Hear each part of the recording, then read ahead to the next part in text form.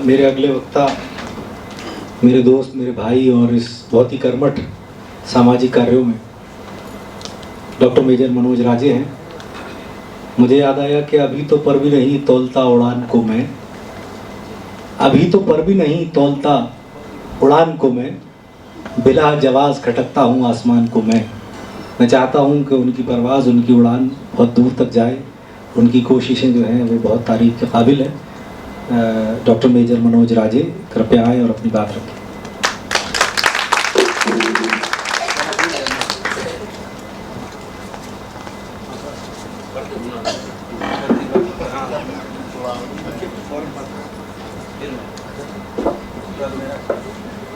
अब्बास ने मुझे एक दिन कहा कि क्या सदार या क्या निजामत मतलब एंकरिंग वो फन है कि मतलब झूठ आप कितने अच्छे से बोला जाए।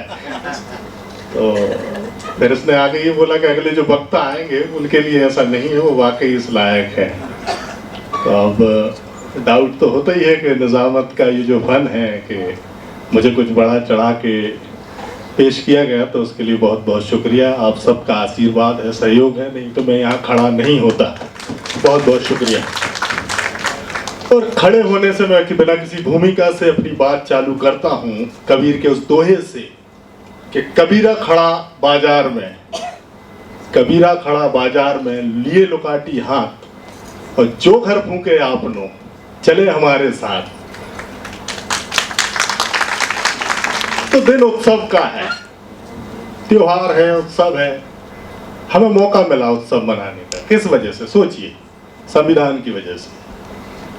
बात जिस भूमि पर हम खड़े हैं, जिस जमीन पर हम खड़े हैं, जिसको हम इंडिया या भारत कहते हैं, इसका जन्म हुआ 1947 में।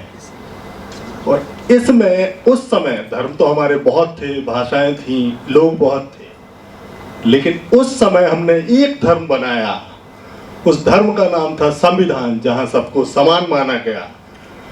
और एक जो आइडिया ऑफ इंडिया था, उस आइडिया ऑफ इंडिया में जो संविधान की भावना पे बना, और जिसके मूल भावना थी स्वतंत्रता, न्याय और बराबरी।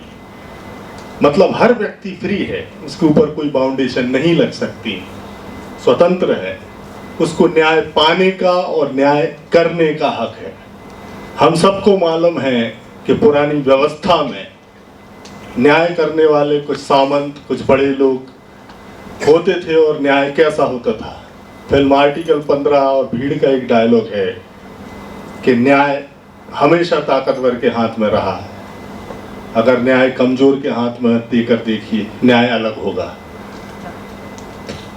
तो संविधान की वजह से एक कमजोर व्यक्ति को भी न्याय मिला।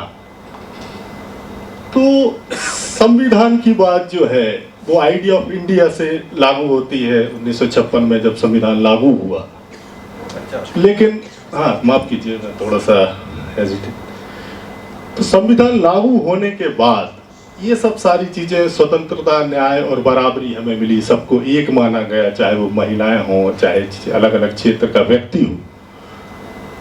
लेकिन आज के समय ये चिंता का भी विषय है कि आज उस आइडिया ऑफ इंडिया पे हमला किया जा रहा है। वो लोग जो संवैधानिक प्रक्रिया से चुने जाते हैं और चुनने के बाद संविधान की ही शपथ लेकर संविधान की सबसे बड़े मंदिर संसद में पहुंचते हैं, और फिर वहां पहुंचकर वो सारे काम करते हैं जो संविधान को तोड़ने के काम आता है। और आगे ये भी चिंता की विषय है कि अब बात होने लगी है उस आइडिया ऑफ इंडिया, उस संविधान को बदलने की भी।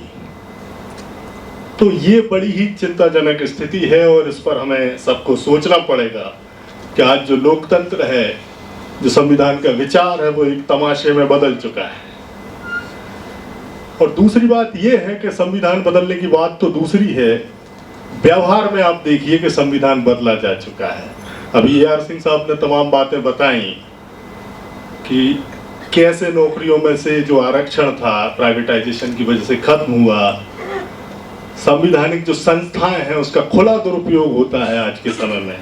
और सत्ता केवल ये बताने की कोशिश करती है कि अगर हमारे पास संख्या है तो हम कुछ भी करेंगे। ये हो क्यों रहा है? इसकी एक वजह है कि हमारे लोग उनके साथ हैं। बहुजन वर्ग जो लगभग 75% है, वो उनके 85% है, वो उनके साथ है। हमारे ही युवा उन्हीं के साथ है, और जिन युवाओं को उस सरकार के खिलाफ क्रांति करना थी, वो सारे के सारे कीर्तन करने में लगे हुए हैं। सही। तो जिनकी, और ये हो क्यों रहा है? ये इसलिए हो रहा है, आज बहुत सारे बुद्धिजीवियों को हमने जोड़ने की कोशिश की। ये हो इसलिए रहा है कि उस बुद्धिजीवी वर्ग ने जिसको लाभ मिला संविधान का और जो आगे आया, उसने अपनी जिम्मेदारी को पूरी तरीके से नहीं निभाया, या निभाया भी तो हमने बहुत सारी चीजें गलत समझी। बाबा साहब ने कहा था शिक्षित बनो, तो हम शिक्षित तो हो गए, लेकिन हमारे अंदर विवेक नहीं आया। संगठित रहो। आज सबसे जितनों से भी मिलता हूं, वो कहते हैं यार हर 2 दिन में एक संगठन बनता है। तो वो सब बहुत सारे संगठन बन गए, और बनने के बाद इन सारे संगठनों ने जो संघर्ष करना था व्यवस्था के खिलाफ, उन्होंने संघर्ष करना चालू कर दिया। ये संगठनों ने आपस में, ये सबसे बड़े रोने वाली बात है। तो मैंने जैसे कि शुरू में कहा था कि जब देश आजाद हुआ तब उन्होंने एक धर्म बनाया, तो आज के समय में आज जो हम करने जा रहे हैं वो एक धर्म युद्ध है। तो ये धर्म युद्ध होगा कैसे? ये उसी भावना के साथ होगा जहां से मैंने शुरू किया था कि कबीरा खड़ा बाजार में लिए लुकाटियां। आपको अपने कंफर्ट, अपनी सारी चीजें, अपने घर छोड़ के बाहर निकलना होगा पूरे साहस के साथ। लिए लुकाटी हाथ में ताकत लेके निकलिए, पूरे ताकत के साथ निकलिए, और आपको घर फूंकना पड़ेगा। जो घर फूंके आपने, चले हमारे साथ। बहुत सारी चीजें, बहुत सारा कंफर्ट आपका प्रभावित होगा, आपको निकलना होगा। आपके घर वाले कहेंगे कि नहीं आप इसी काम में लगे रहते हो, या दूसरे घर का हिस्सा बहुत सारा जाएगा।